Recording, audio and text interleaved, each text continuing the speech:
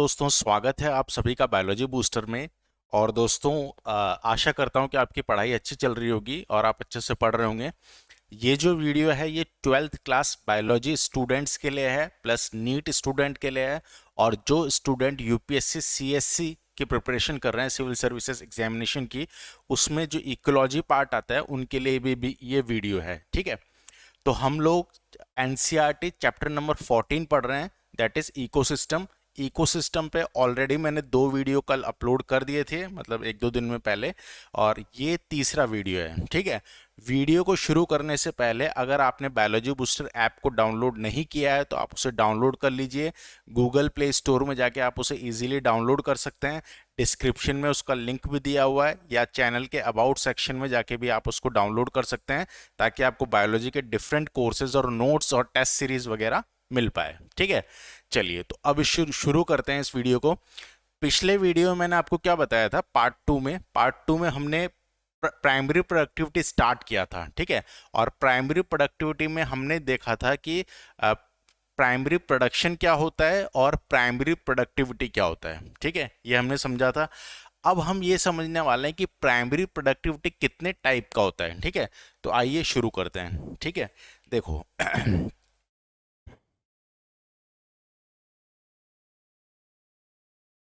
Primary productivity,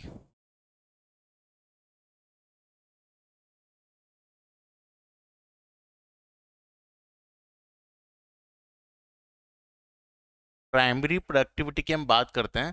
तो primary productivity क्या होता है ये आपको पता है, मैंने पिछले क्लास में बताया था। फिर से मैं रिपीट करता हूँ, प्राइमरी प्रोडक्टिविटी मतलब पर्टिकुलर एरिया में कितना प्रोडक्शन हो रहा है in a unit area, in a particular time. ठीक है, एक यूनिट एरिया में कितना प्रोडक्शन हो रहा है बायोमास का, एक यूनिट एरिया में कितना प्रोडक्शन हो रहा है बायोमास का एक पर्टिकुलर टाइम में, वो होता है यूनिट प्राइमरी प्रोडक्टिविटी। ठीक है, T1 लेवल में, या इसको और अच्छे से ऐसे बोल सकते हैं कि T1 ट्रॉफिक लेवल में, फर्स्ट ट्रॉफिक लेवल में एक ईयर में एक पर्टिकुलर एरिया में कितना प्रोडक्शन हो रहा है उसको हम बोलते हैं प्राइमरी प्रोडक्टिविटी। ठीक है, इसकी डेफिनेशन में मैंने पिछली क्लास में लिखी थी।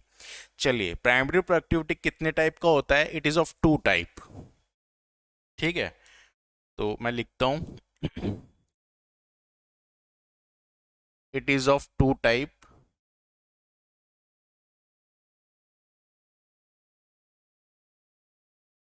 ये 2 तरह का होता है। ठीक है, फर्स्ट जो इसमें है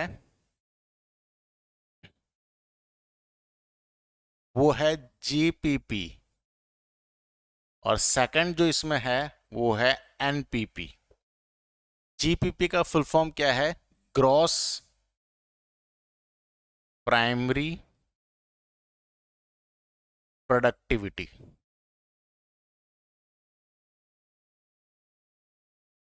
दिस इज जीपीपी। ठीक है, एनपीपी का फुल फॉर्म क्या है? Net primary productivity. ठीक है, तो ये दोनों में क्या फर्क है ये समझते हैं। ठीक है, देखो इसको सिंपल वे में बिल्कुल समझते हैं। एक प्लांट है, ठीक है, प्लांट बनाता हूं तो ग्रीन से बनाता हूँ, रुको 1 मिनट। अच्छा, पहले तो सन बनाना पड़ेगा ना। ये सन है, सूर्य भगवान है ये। ठीक है, तो ये सन बना दिया मैंने। ठीक है, यहाँ पे एक मैं बनाता हूँ प्लांट। ठीक है, यहाँ पे मैंने क्या बनाया? एक प्लांट बनाया। ये प्लांट है।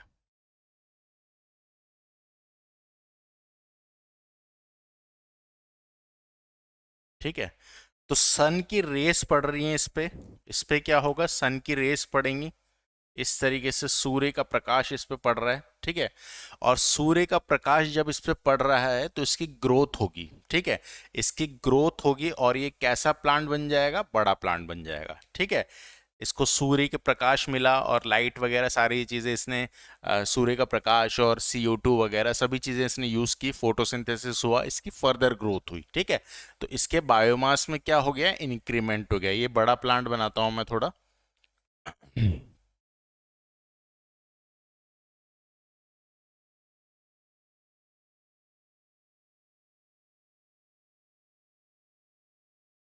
ठीक है, ये बड़ा प्लांट हो गया। तो अब इसका जो बायोमास है वो इंक्रीज हुआ है, ठीक है। ये कौन सा लेवल है, ये कौन सा ट्रॉपिक लेवल है, T1, T1 ट्रॉपिक लेवल, ठीक है। क्लियर है ये बात, यहां पे इसका बायोमास इंक्रीज हुआ, ठीक है, क्लियर है। अच्छा, इसमें क्या प्रोसेस हुआ, ठीक है, इसमें फोटोसिंथेसिस हुआ, इसमें रेस्पिरेशन भी हुआ होगा, कई सारे प्रोसेस हुए। फोटोसिंथेसिस हुआ तो इसने ग्लूकोज वगैरह बनाया और इसने कई सारे मतलब इंक्रीज किया खुद को, तो इसके बायोमास में क्या हो गया, इंक्रीज हो गया, ये बात तो समझ में आई।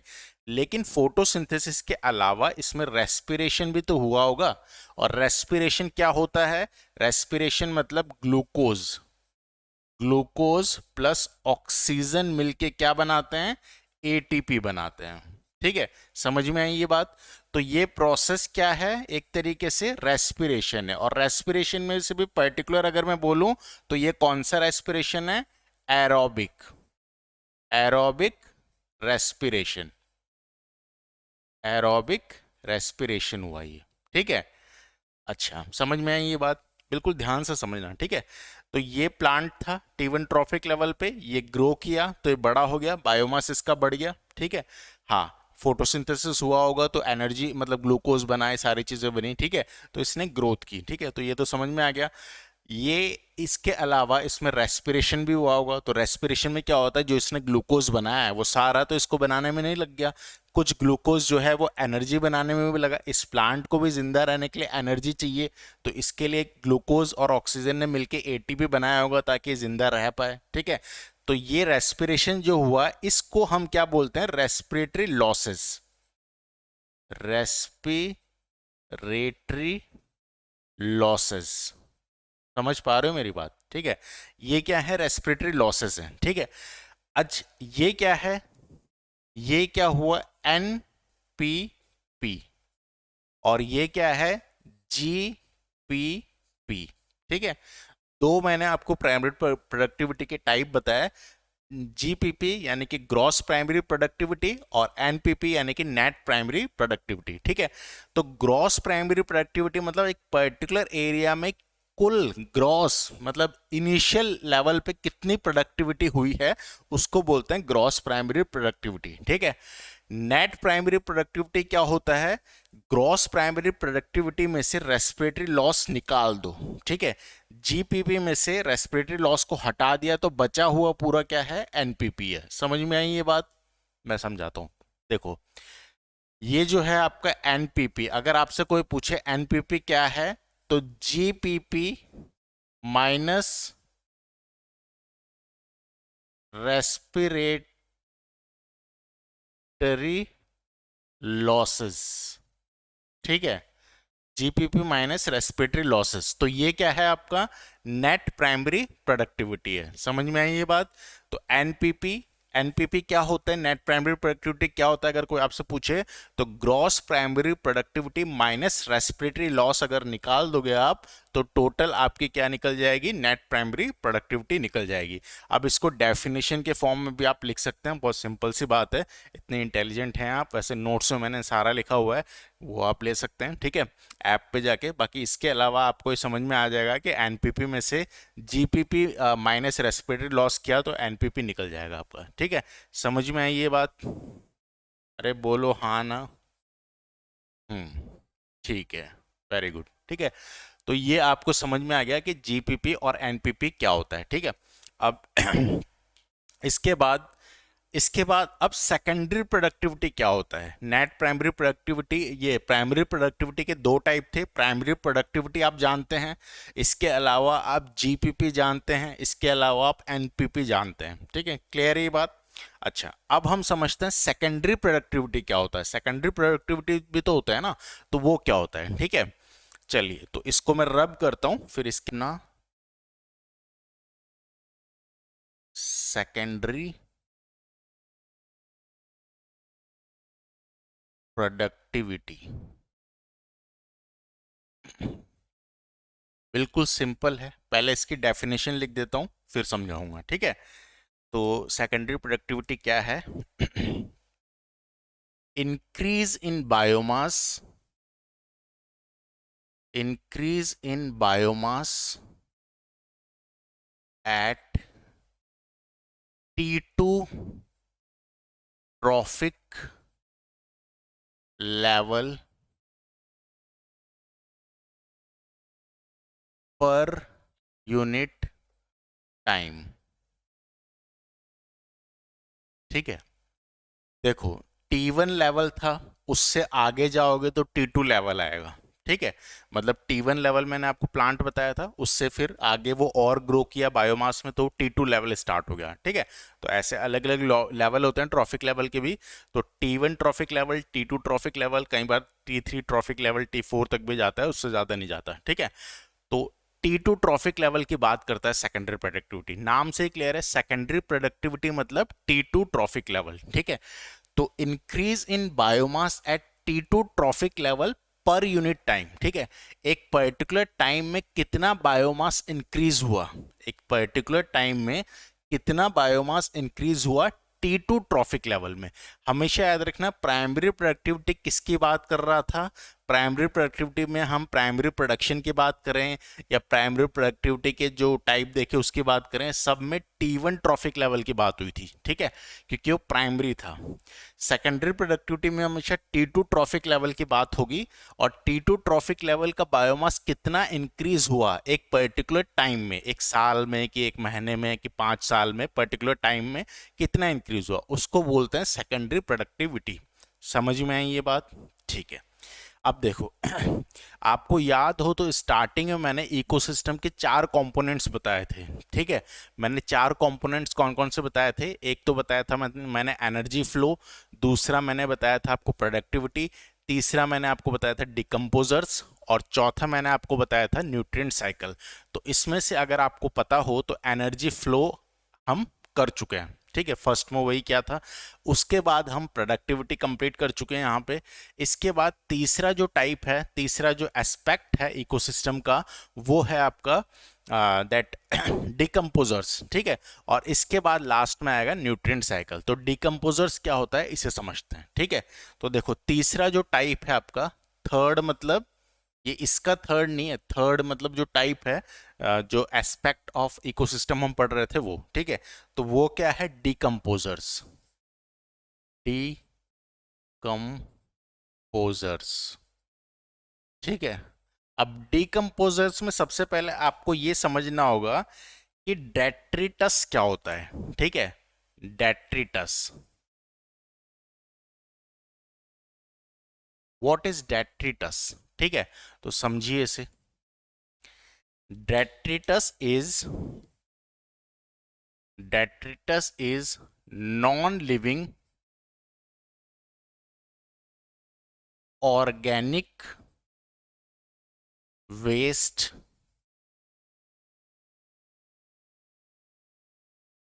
composed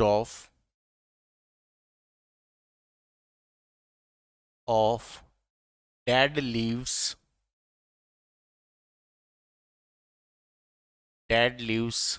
branches, dead body,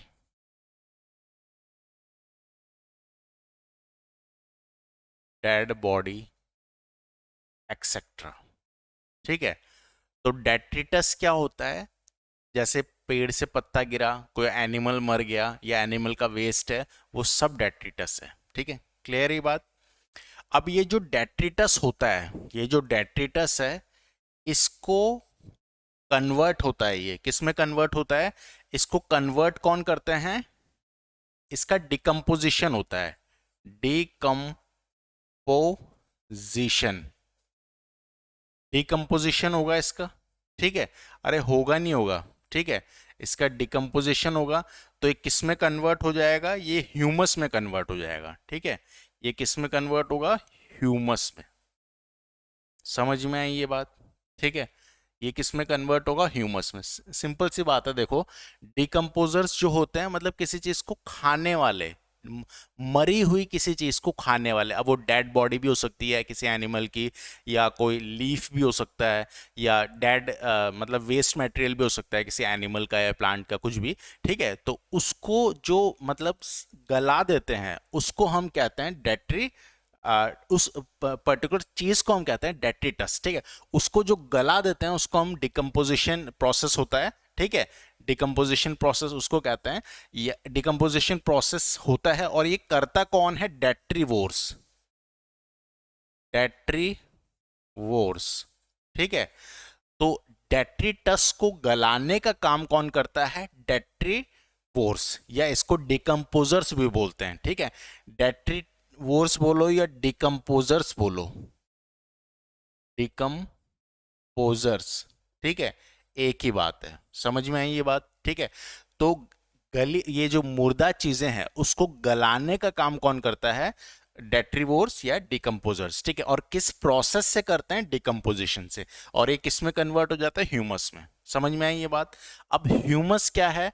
देखो, आपने एक, जैसे कभी आप घने किसी जंगल में गए हो तो आपने देखा होगा ब्राउन ब्राउन से एक लेयर बन जाती है सॉइल के ऊपर। ठीक है, उमस सा रहता है उसमें, थोड़ा सा दैट ब्राउनिश रहता है वो। ठीक है, हीट भी रहता है, थोड़ा गर्म भी रहता है वो, और हल्का सा गर्म रहता है, उमस रहता है, मॉइस्चर रहता है उसमें। ठीक है, तो ये होता है ह्यूमस। अब ये ह्यूमस क्या होता है? It is a solid,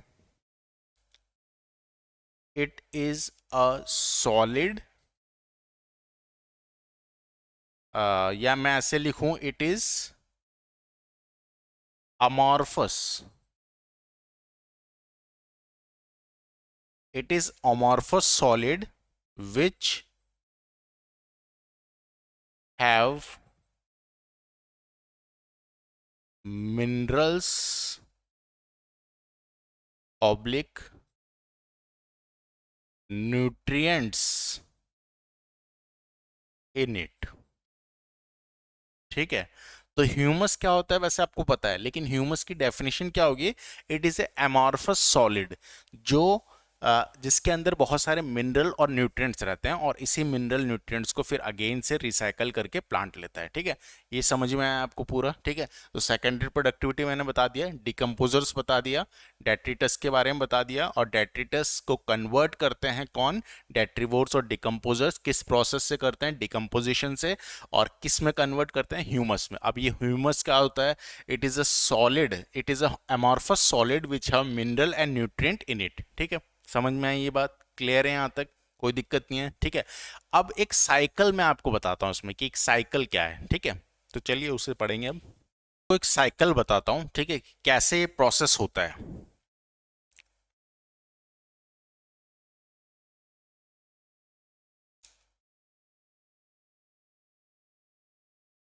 process of decomposition.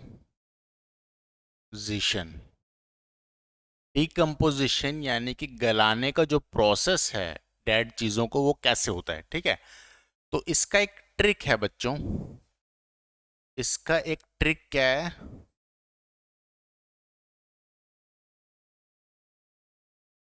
एक मिनट रुको।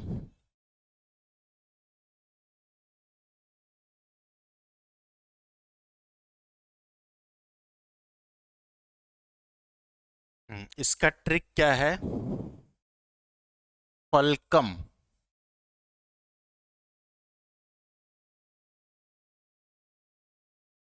फलकम। ठीक है, इसका ट्रिक क्या है? फलकम। इस फलकम से आप इसको समझ सकते हैं, अभी मैं समझाऊंगा क्या होता है। ठीक है, देखो, सबसे पहले एक प्लांट है, इसकी एक लीव है, ये इसकी पत्ती है इस प्लांट की। ठीक है, ये इस प्लांट की क्या है? पत्ती है। ठीक है, अब ये पत्ती जो है, ठीक है, ये मतलब थोड़ा प्लांट बूढ़ा हो गया, एजिंग हुई इसमें, और ये पत्ती जो है गिर गई। ठीक है, ये पत्ती इससे अलग हो गई। ठीक है, अब ये पत्ती जो है इससे अलग हो गई, और ये मान लीजिए दूसरी पत्तियां अभी छोटी हैं तो ये लगी हुई हैं, ये पत्ती इससे अलग होके नीचे गिर गई। ये पत्ती इससे अलग होके नीचे गिर गई जमीन पे, ठीक है। ये जमीन है, जमीन पे पत्ती गिर गई, ठीक है। अब ये पत्ती कुछ टाइम पे इस पे गिरी रहेगी, ठीक है। इसके बाद क्या होगा, इस पे एक्ट करेगा कौन, अर्थवॉर्म। इस पे कौन एक्ट करेगा, अर्थवॉर्म, ठीक है। इसका क्या होगा, सबसे पहले फ्रेगमेंटेशन, फ्रेगमेंटेशन। फ्रेगमेंटेशन मतलब इसको फ्रैगमेंट्स में तोड़ा जाएगा, ठीक है। और ये काम करेगा कौन, ये काम करेगा अर्थवॉर्म, ठीक है। अर्थवॉर्म ये काम करेगा, समझ में आई ये बात, ठीक है। अब जब अर्थवॉर्म ने इसको तोड़ा, इसको छोटे छोटे पार्ट्स में कन्वर्ट कर दिया, ये छोटे छोटे पार्ट्स में अर्थवॉर्म ने इसको क्या कर दिया, इस पत्ती को तोड़ दिया ऐसे, ठीक है। क्लियर ये बात। अब जब ये सॉइल में रहेगी पत्ती, ठीक है, ये पत्ती इस तरीके से क्या है, सॉइल में ही है ये, ठीक है, सॉइल में ही है ये। तो ये पत्ती से कुछ मिनरल्स जो है नीचे जाएंगे, ठीक है। कुछ मिनरल्स इससे पत्ती से इन इन चीजों से नीचे एब्जॉर्ब होंगे, ठीक है। और इस प्रोसेस को हम क्या कहते हैं, इस प्रोसेस को हम कहते हैं लीचिंग। क्या कहते हैं इसको, लीचिंग, ठीक है। सारे मिनरल्स नहीं जाएंगे लेकिन जितने जा सकते हैं जाएंगे, ठीक है। तो कुछ मिनरल्स इसमें से नीचे चले गए, यहां मैं लिख देता हूं न्यूट्रिएंट्स,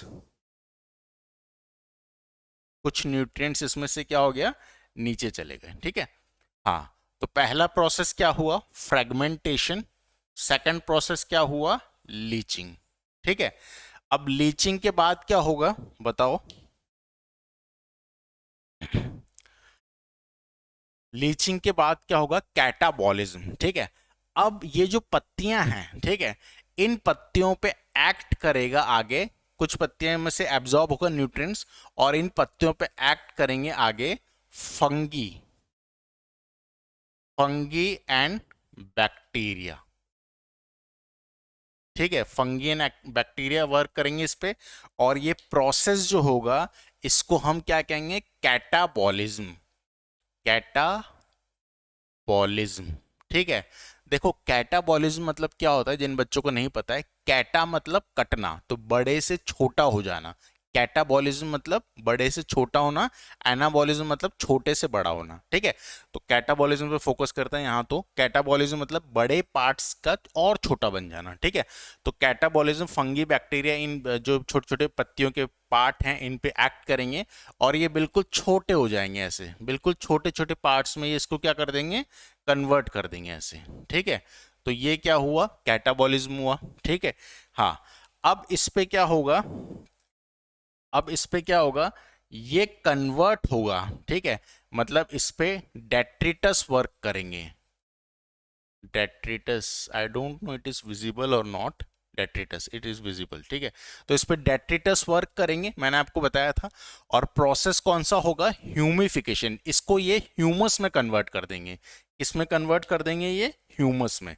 ये ह्यूमस इस तरीके से ये इन्होंने ह्यूमस सा बना दिया, ऐसे लेयर होती है ये, ठीक है।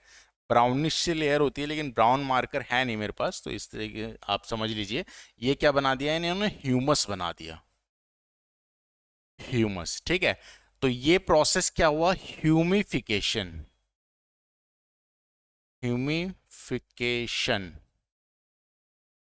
ठीक है। अच्छा, अब ये ह्यूमस जो है, ठीक है, ये ह्यूमस जो है, इस ह्यूमस में से, ये ह्यूमस था, ठीक है, इस ह्यूमस में से मिनरल्स सॉइल में निकलेंगे बाहर, सॉइल में क्या निकलेंगे, मिनरल्स, ठीक है। और इस प्रोसेस को हम कहेंगे मिनरलाइजेशन, मिनरलाइजेशन, ठीक है। समझ पाए आप इस बात को, ठीक है। तो देखो सबसे पहला प्रोसेस क्या हुआ, सबसे पहले प्रोसेस हुआ फ्रेगमेंटेशन। इसको छोटे छोटे पार्ट में अर्थफॉर्म ने तोड़ा है तो फ्रेगमेंट्स बन गए, ठीक है। इसके बाद इसमें से जो भी न्यूट्रिएंट्स एब्जॉर्ब हो सकते थे वो एब्जॉर्ब हो गए नीचे, ठीक है, लीचिंग हो गया सेकंड स्टेप। इसके बाद थर्ड स्टेप हुआ कैटाबॉलिज्म, मतलब ये जो छोटे लीफ के पार्टिकल थे उसको फर्दर और छोटे पार्टिकल में तोड़ा तोड़ा फंगी और बैक्टीरिया ने, ठीक है। तो दिस इज कॉल्ड कैटाबॉलिज्म, ठीक है, कैटाबॉलिज्म प्रोसेस हुआ। फोर्थ क्या हुआ, ये जो छोटे पार्ट है इसको बिल्कुल बारीक, एक मतलब एक ब्राउनिश से लेयर में कन्वर्ट कर दिया किसने, डेट्रिटस ने, तो ये ह्यूमस बन गया। और ये प्रोसेस क्या कहलाया, humification. This is your fourth step, ठीक है। First, this is second, third, fourth, ठीक है। और जब ये मिनरल्स, जब ये ह्यूमस बन गया तो ह्यूमस में से सॉइल में क्या आए बाहर, मिनरल्स आए। ये बहुत ज्यादा रिच होता है मिनरल में ह्यूमस, ठीक है। तो इसमें से बाहर निकल के क्या आएंगे, मिनरल्स आएंगे, ठीक है। तो ये मिनरल्स जो आए, इस प्रोसेस को हम कहेंगे मिनरलाइजेशन। और इन मिनरल्स को अगेन से प्लांट क्या कर लेगा, एब्जॉर्ब कर लेगा, ठीक है। तो इस तरीके से साइकिल चलती रहती है। तो ये आपको समझना है कि प्रोसेस ऑफ डिकम्पोजिशन की भी एक साइकिल है। और प्रोसेस ऑफ डिकम्पोजिशन की साइकिल क्या है कि प्लांट का पत्ती टूटी, ठीक है, और इसमें फ्रेगमेंटेशन हुआ, अर्थवॉर्म ने किया, फिर इसमें क्या हुआ, लीचिंग हुआ, फिर इसमें क्या हुआ, कैटाबॉलिज्म हुआ, फिर इसमें क्या हुआ, ह्यूमिफिकेशन, और लास्ट में इसमें मिनरलाइजेशन हुआ। This is your fifth step, ठीक है। तो first, second, third, four and five, इसको याद करने का तरीका था फेल्कम। फेल्कम, फ्रेगमेंटेशन, लीचिंग, कैटाबॉलिज्म, ह्यूमिफिकेशन और मिनरलाइजेशन, ठीक है। समझ में आई ये बात। अब देखो ये जो डिकम्पोजर्स होते हैं, ठीक है, डिकम्पोजिशन प्रोसेस किया ना, डिकम्पोजिशन मतलब जो डेड चीज है उसको छोटे में कन्वर्ट करने का जो प्रोसेस है, ठीक है। वो डिकम्पोजिशन का जो प्रोसेस किया वो किसने किया, डिकम्पोजर्स ने किया। किसने किया, डिकम्पोजर्स, ठीक है। डिकम्पोजर्स ही तो इस पे एक्ट कर रहे थे, अर्थवॉर्म और ये सब क्या है, डिकम्पोजर्स ही है। तो डिकम्पोजर्स कितने टाइप के होते हैं, दो टाइप के होते हैं, ठीक है। एक तो होता है earthworm, earthworm is farmer friend, ठीक है। और दूसरा होता है आपका क्या, डिकम्पोजिशन किसने किया था, फंगी बैक्टीरिया ने भी किया था, ठीक है, फंगी बैक्टीरिया, ठीक है। समझ में आई कि नहीं आई ये बात, ठीक है। तो मैंने सिंपल आपको क्या बताया, मैंने प्रोसेस ऑफ डिकम्पोजिशन बताया पहले आपको 5 स्टेप्स में, ठीक है। इसके बाद मैंने आपको क्या बताया कि डिकम्पोजर्स दो टाइप के होते हैं, अर्थवॉर्म, फंगी, बैक्टीरिया, ठीक है। क्लियर है ये बात, ठीक है। इसे मिटाता हूं मैं, इसका स्क्रीनशॉट लीजिए आप।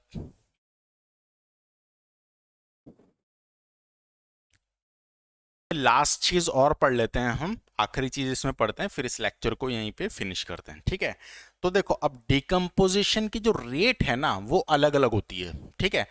देखो सॉइल में तो डेड चीज कुछ भी हो सकती है, लीफ भी हो सकता है, कोई एनिमल भी मरा हुआ हो सकता है, ठीक है।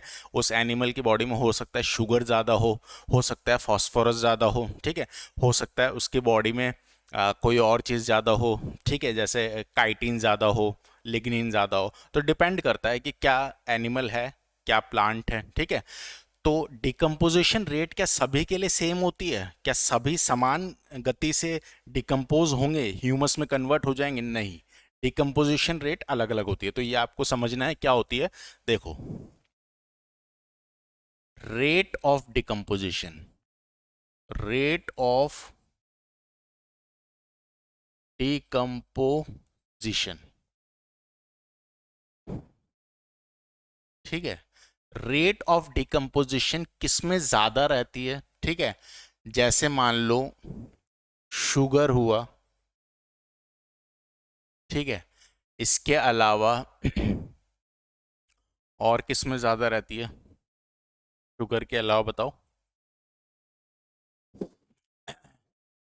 अच्छा, कम किसमें रहती है, काइटिन में, काइटिन में कम रहती है, लिग्निन, ठीक है।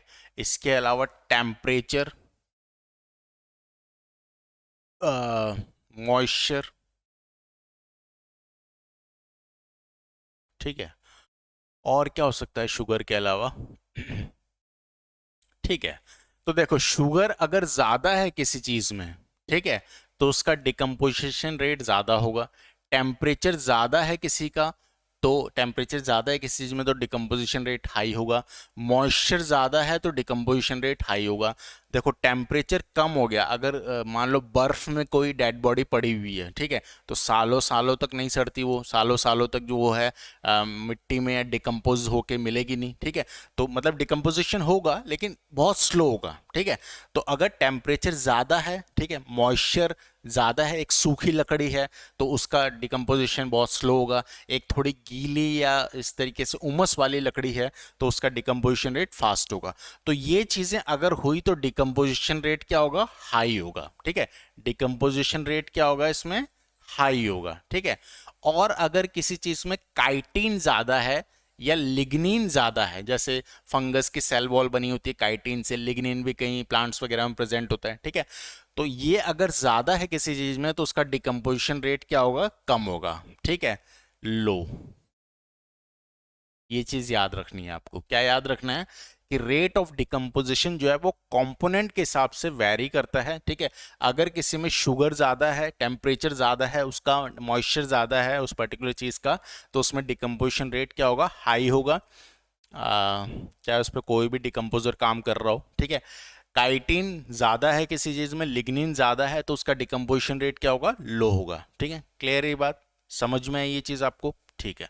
तो आज इतना ही रखते हैं दोस्तों, इस वीडियो को इतना ही रखते हैं, इसको कंटिन्यू करेंगे नेक्स्ट क्लास में। और अगर आपको ये वीडियो पसंद आया और आपको मेरा पढ़ाना समझ में आता है तो आप इस वीडियो को शेयर ज़रूर कीजिए अपने फ्रेंड्स को, जिनको भी आप जानते हैं उनको। चैनल को सब्सक्राइब कीजिए, लाइक कीजिए और कमेंट कीजिए, इससे मुझे हिम्मत मिलती है, ठीक है। चलिए, thank you so much for watching this video, love you all.